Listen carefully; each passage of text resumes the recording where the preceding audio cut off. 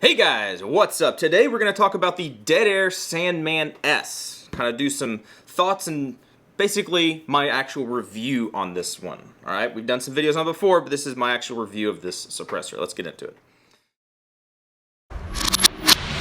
Alright, so here we go. Like I just said, I've done multiple videos on this. I don't remember how many, but different ones of snippets of here and there, overviews, unboxing, this and that.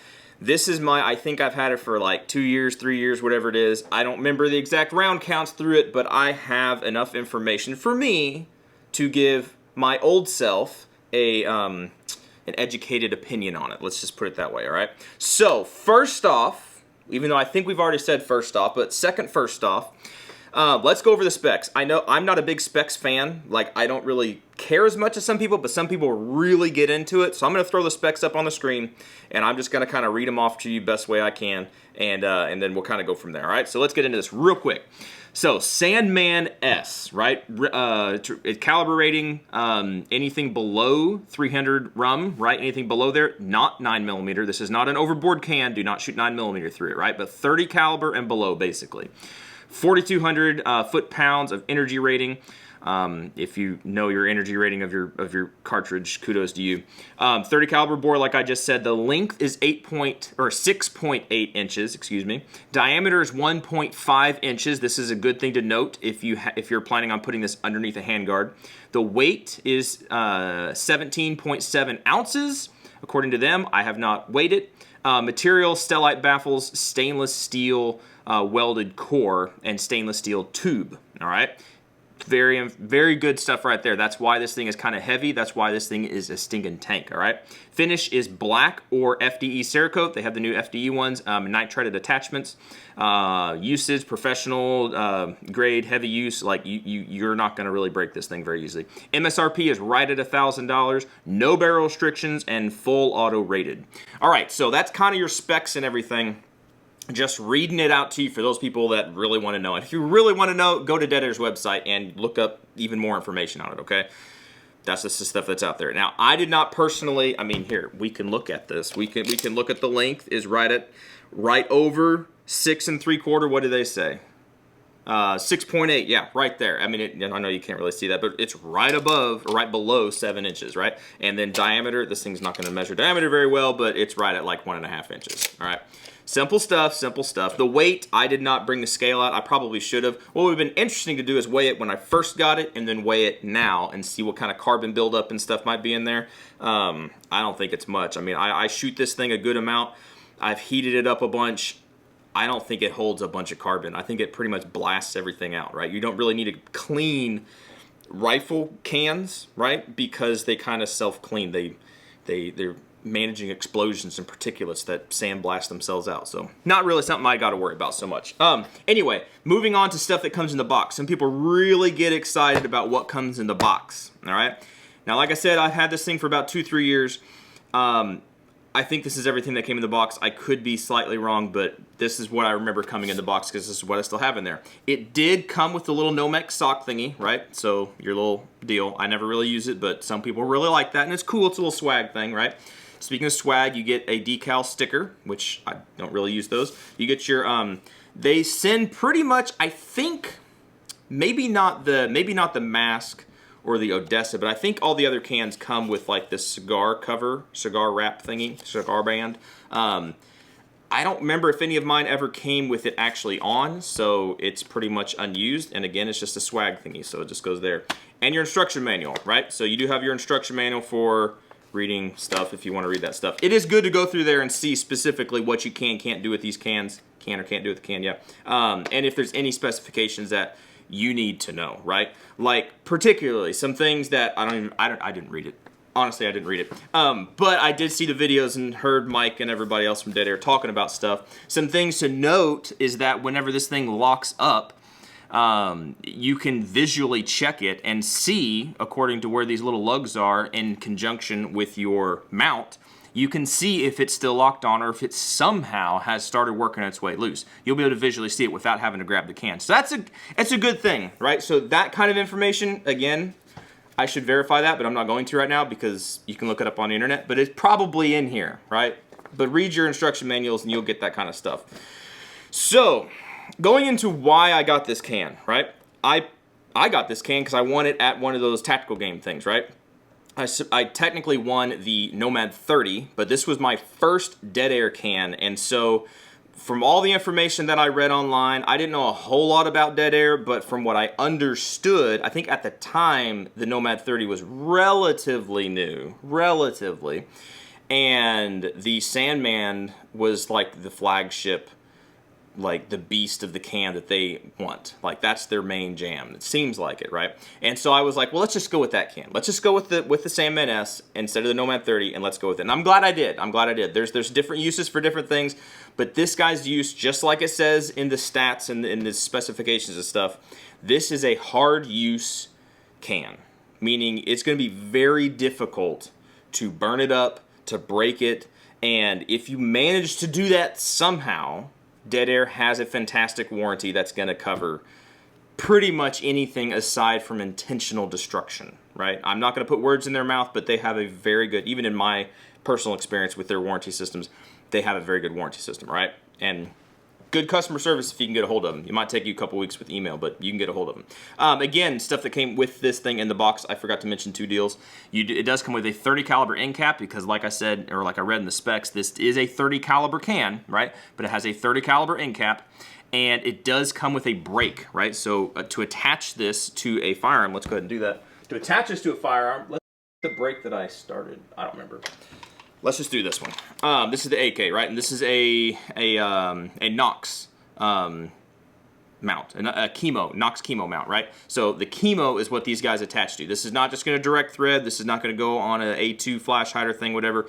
It's going to come with a brake, right? Instead of a flash hider. It's not going to be this particular one. I think I've taken all the brakes that I've gotten from Dead Air and I've chopped off the last baffle and basically made it a mini baffle or a mini brake.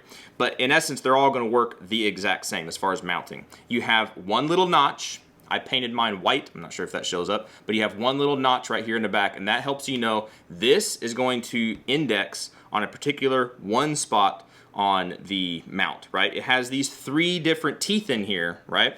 And this is not like a tri-lug where you can attach it anyway. It only attaches one way, right? So you find that little mark or notch on your suppressor, you line it up with your mount, whichever way that's going to be, and you simply rotate it until it stops. It's a simple, what is that, a half turn, 3/4 turn, full turn, I don't know. You rotate until it stops. There's no need, in my experience, to go crazy and crank down on this, right? If you do that, you could get it stuck, and if you do get it stuck, you can get a wrench or something, and basically you just grab back here on the locking collar, right?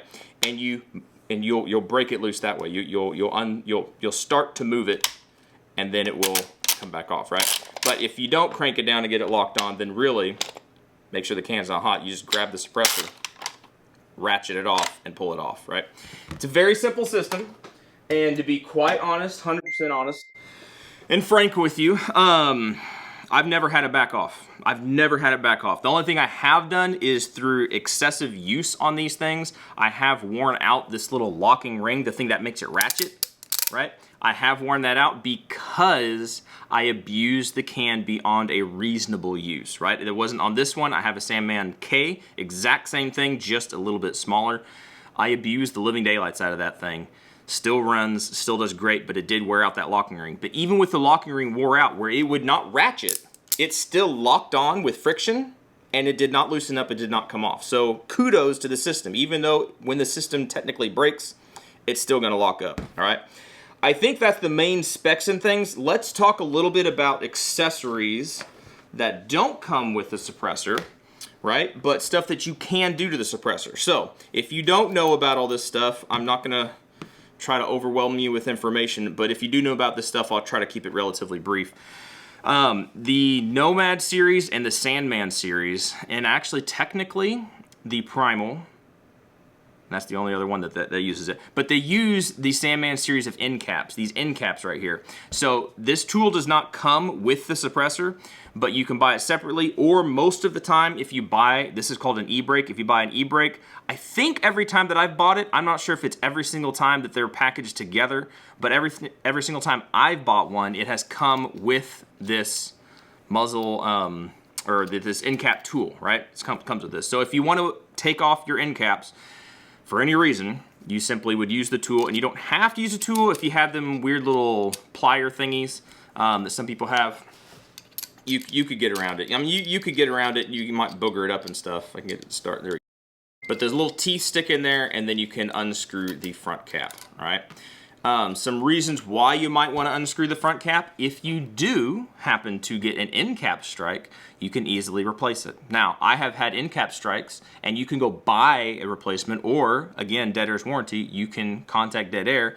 Every time I've had to contact them about something like this, they've always sent me a new one. It's good. And that sounds like I've done it a lot. I haven't done it a lot. I did that one time, and they did that. I've bought additional end caps, but their warranty system has been good as far as that goes. You can get 5.56 end caps. So if you're going to primarily solely be running this on a 5.56 gun, right, then you could put that 5.56 end cap on here. And what that kind of helps do, it does help reduce the decibels a little bit, because I mean, it constrains everything. It lets less pressure, noise, whatever out the end of the can. It can increase back pressure a little bit, because anytime you're holding that pressure in that can, that pressure is lazy, it's going to go somewhere, so it kind of tries to go back down the gun. So there's some give and take there. You can they have a flash hider end cap. This guy is not a flash hider end cap. He's pretty much just flat across the top. There's some little divots in there, but it's not the flash hider end cap. That one actually looks like this. This is my Sandman K. So the flash hider end cap looks like that right there. And it does work. It does work. Believe it or not, it does work. But the 30 cal is what comes with this guy. You can also put on the e-brake. And the e-brake, they have two different kinds. They have a thin one like this that's made for the Sandman series. It doesn't add any dimension as far as the width. It adds a little bit of length, but the width is pretty much the same. They make a Nomad version, which is a little bit wider. And if you're going to run a suppressor cover, those little like a better term, oven wrap mitt things, whatever, just a guard that goes over here. If you have the Nomad version of this e-brake, it's wider, so it can help keep that sock, right, that heat shield on the suppressor and help it not fall off the front of the gun or push forward, because it has something to butt up against, because the Nomad e-brake is bigger. But what is the e-brake for? I don't remember exactly what Dead Air says that it's for, but for my personal experience, what I find that it actually does is it slightly helps with recoil. It is a brake, but primarily it actually, to me, audibly, it makes a difference in sound. I'm just going to use words and things that, the best of my knowledge, that's how it works, and I could be completely wrong, but in essence, I mean, you put back on your front cap, that's how this guy goes on. But in essence, what it does is it helps diffuse that pressure that comes out the end. Instead of it coming out one hole at the end, you have all these ports all the way around, right? Just like a brake works. And that gas comes out, puffs. It comes out all these ports instead of one big port, and it helps the back pressure, to me, personally, it helps the back pressure kind of diffuse a little bit, right? Because it's helping that gas get out the front of the can instead of coming back at you. And it does help the can be a little bit quieter. A little bit noticeably to my ear, right? But it does work. It adds a little bit of length, so if that's a deal breaker, then that's a deal breaker for you.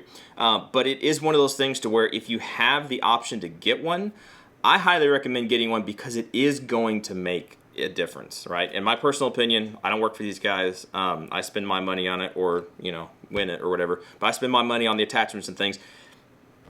I'd buy it again if it was up to me. So that's kind of the main accessories. I don't know any other major accessories that you can get for these things. Aside from front caps, the e-brake, the Sandman series is pretty much made to just stay this way, right? The modular system is up front, and it does make a difference if you're using flash hider end caps or the e-brakes or whatever, but there's no reason to be doing anything else to this can. You can't take out the core, right? There's really no reason to be cleaning it or anything. If you want to clean it, I mean, shoot, spray some CLP and then, you know, do a mag dump, a 5.56 or whatever, and you'll bust loose anything that's in there pretty much. There's no reason to have to do that. So you don't take the can apart. It's not user serviceable. That being said, if you happen to shoot maybe some kind of super leaded up, maybe 300 blackout, or something that is, it's just exposed lead, right? It's just a round, you know, a lead cast projectile. Sometimes those can deposit some lead, but again, When you're done doing that, get you a magazine, a full metal jacket, full power stuff, and just burn a magazine through it, and you're gonna burn everything out of it pretty much, right? That might be more cost effective some places or sometimes than others with cost of things, but that being said, that's an easy way to do it. And I have personally not had any problems with the can being super dirty, getting locked on the gun really bad, or anything crazy like that, all right?